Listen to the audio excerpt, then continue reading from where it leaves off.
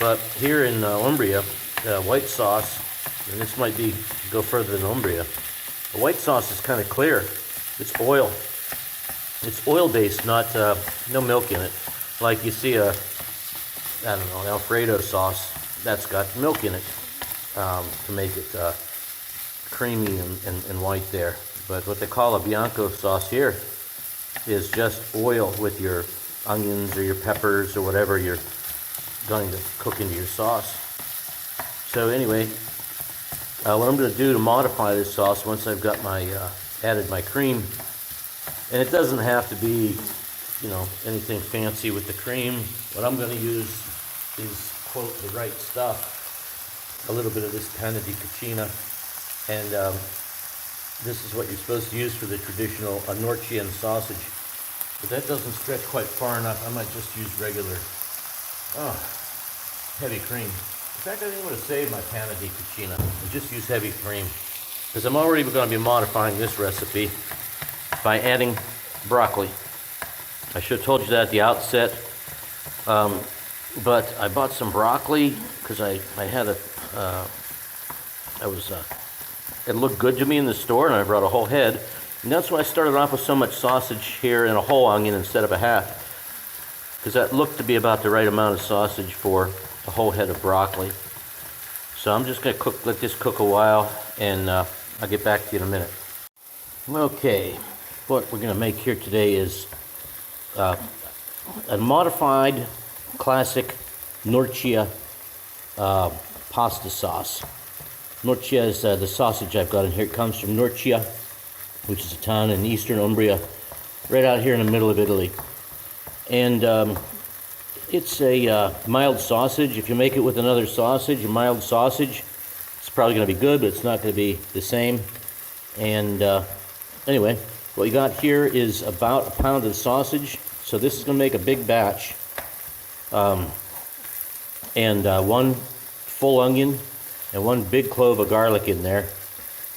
And this will get, the modification is going to be that I'm going to create a broccoli.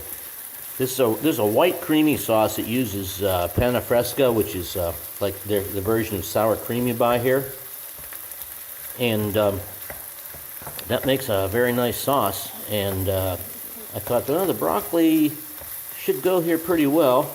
Add a little bit of green to it and add the broccoli vitamins to it, and help to balance the dish out a little bit. That's not traditional to do it that way. I mean, traditionally you have a salad with the with your pasta, with this kind of a pasta for sure.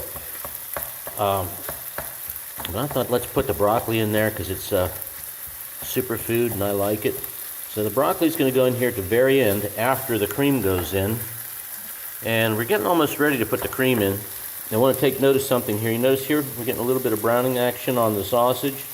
Okay, some. That's and you notice the onions. They're just starting to clear. They're just starting to clear. So this goes back to the way I like to treat my onions and my garlic, is to brown it right with the sausage. And use that, because that way it doesn't, if you cook your onions ahead of time, by the time the sausage gets done, the onions are going to be overdone. And the garlic, it's chopped a lot smaller, it's certainly going to be overdone. I do have a couple of big pieces of onion in there. Didn't do a very good chopping job. But now here we've got, see, there's a piece there that's still red. But if I just keep this moving, I've got it chopped up enough here now I can, you know, just keep it moving like so until that starts to get all nice and consistently cooked, and it's smelling very nice. So anyway, at that point, when this is all cooked, onions are clear, sausage is cooked, in goes the panna fresca.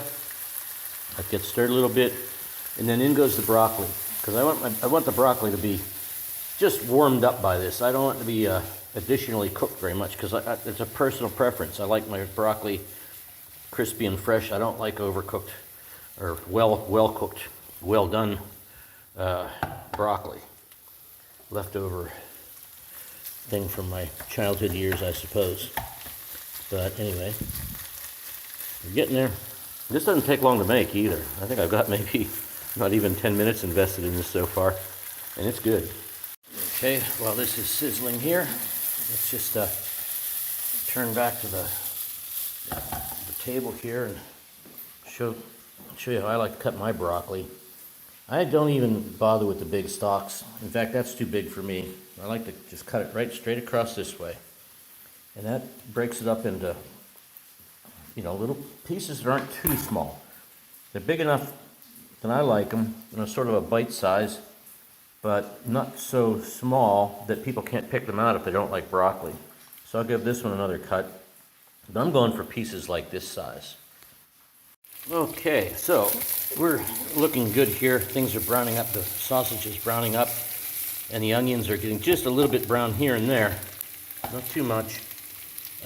So now in goes the panna fresca, and you see how thick that is. It's basically heavy cream. That's what you call panna fresca in Italy, or heavy cream in Italy is panna fresca. So let's just get that out there and let that start to heat up a little bit, and then we're going to put in the broccoli. Let that broccoli just heat up, and then our sauce is done. I should have had my pasta boiling here, so I'll just keep it on low, or else just heat it back up a little bit before it gets mixed with the pasta. And a little bit of pepper here.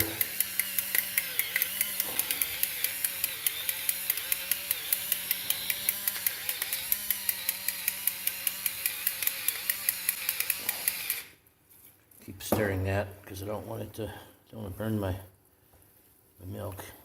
I'm going to turn down that heat just a little bit too. Okay, and that'll thicken up and get really, really good. And here's how much broccoli I ended up with from that head, and that will just get mixed in there. And that is my sauce. That's enough sauce there for, geez, 6 people probably. I mean, it depends on the appetites.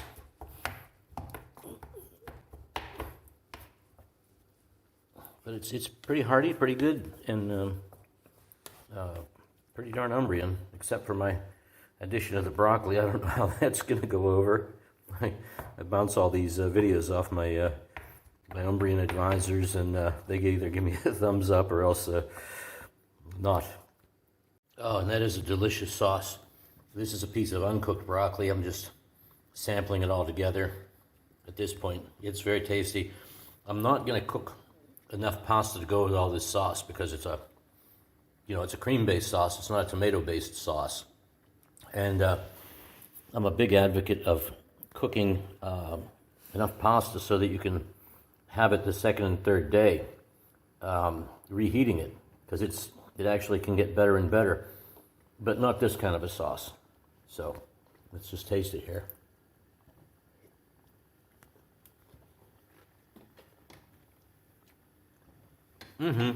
It's good. It's good. Okay, I can't wait for the pasta water to boil. Okay, so we're still happily bubbling along here, and just continuing to stir on low heat, and this is getting to a very nice thickness. Just a little bit thicker. If you just go with just a little bit of the sauce with no meat, no cheese, well, I got a little piece of onion there. No meat, no onion. We'll just taste that. It's a good sauce. So when this pasta water is boiling, I've got either 8, 10, or 11 minutes until the pasta cooks. This is normally what they serve this with, this type of pasta. So it's I think it's rigatoni, but I'm having a brain fart. I don't remember. I'm pretty sure it's rigatoni is the name of it. So I got 3 brands, 3 sizes, 3 cooking times. So I think I'm gonna cook up about a half a package of one of these. What are they? 500 grams. That's a lot of pasta. 500 grams. We'll see. Okay, so this is thick enough. It tastes really good. In's go in the broccoli. I know there's probably people right now that are gonna be grossed out by this, but you know, too bad. And I do have a couple pieces in there a little bit bigger than I like, but that's fine. So this is just gonna heat up the broccoli. I'm gonna just turn off the burner and let the broccoli soak up some of that heat out of the sauce. Burner off, and that way it'll stay nice and crispy. And I do have to get that sort of coated and down in there. So that's a problem with cutting it in such big pieces. I got a no-stick pan, so I better not put a knife down in there and ruin my pan. That wouldn't be nice.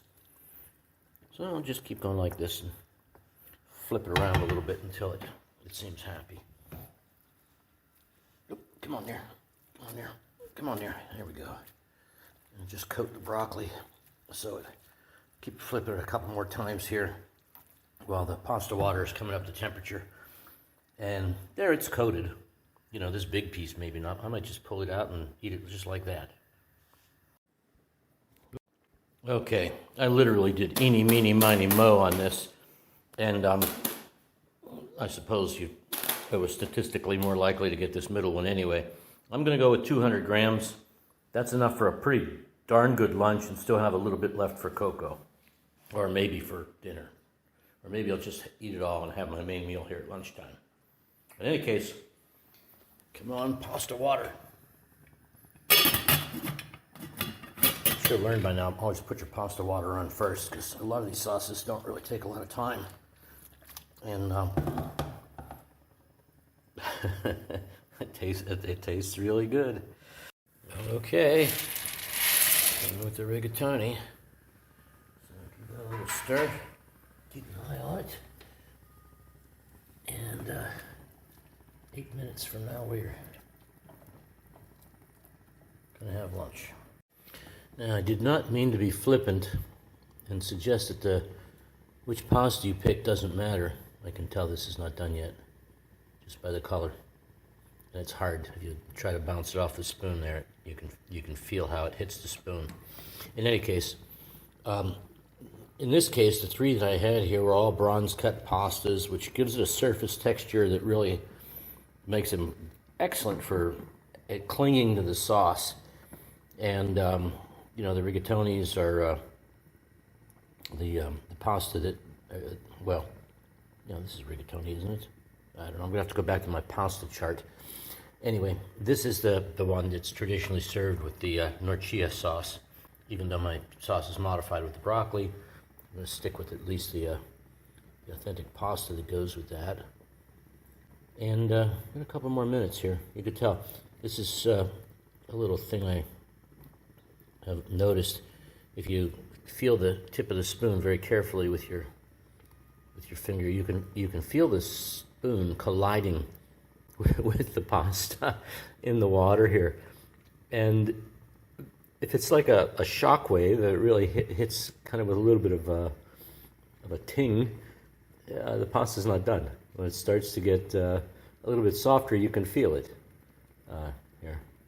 But yeah, I think I've got probably 2-3 more minutes on that at least. Okay, and I'm sorry, pasta. I hope you're not offended if I called you rigatoni. Rigatoni has the ends cut off flat, not on a little bias like this. This is penne pasta.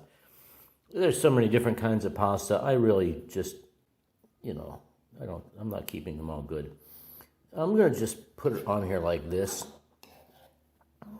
and get some of this wonderful tasting creamy sauce here to drip down in between. Don't want it to all run out, but yeah, maybe that's enough sauce. Okay, that's going to be enough. Now, does that call for cheese or pepper? I'm not sure. With the dairy in it already, I think it's probably okay. The sauce is good enough that it doesn't really need anything, but I don't know, maybe it's whispering pepper a little bit to me. Okay, so here's this pasta. I'm having lunch at my computer desk this morning, or today. And I just wanted to make sure we had a little part at the end here where I wish you all a good appetite, bon appetit on this. Because I threw the broccoli in at the end, it's much like broccoli in a salad. It hit the mark there with not being cooked too much, but with the sauce for the pasta also being like a sauce for the broccoli. So the broccoli is good, and wherever you are, eating good health. This is a little bit heavy, but it's not that bad. I mean, if you're working a lot and you need some calories, there's nothing. If you can get good quality meats and good quality ingredients, half your battle is won right there. So I would say try it. I know you probably can't get the norcia sausage outside of maybe a couple hundred miles outside of Norcia, Umbria. I don't know how widely available it is in Italy, because it's got to be made fresh. There are butchers who have the recipe.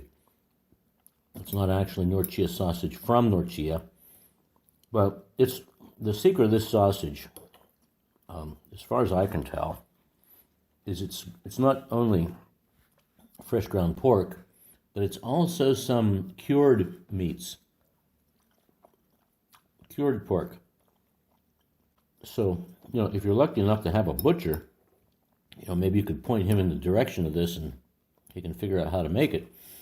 But I think if you have a meat grinder, and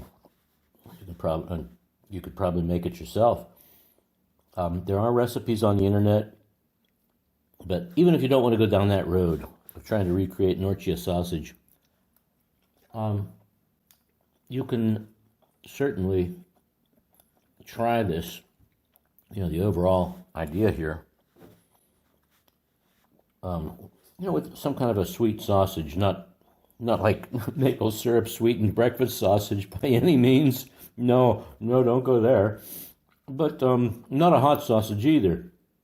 Just a nice mild sausage. I remember a sausage from a couple decades back called whole hog sausage. This is something from the hinterlands of Pennsylvania, and it was very tasty. I don't think I'm sure I could tell the difference if the two were side by side. But this it's probably a very good way to get kids eating broccoli, because the broccoli in here, with all these other things going on, is like, it's yummy. If somebody had given me this dish as a youngster, a kid, I would probably just have loved broccoli all my life. But I only recently, not recently, maybe 20 years ago, started to retry it. And I decided, nope, I still don't like it overcooked. I like it fresh like this, with a little bit of crispiness to it. In a salad or cold, with some kind of dressing on it. But in here, I'm sort of pushing the limits a little bit. And I did, heat it up in this sauce. So it's certainly not cooked. It doesn't have that horrible cabbage flavor that things like Brussels sprouts have. It's good. So there's that. All right, that's enough for now. Bon appetit.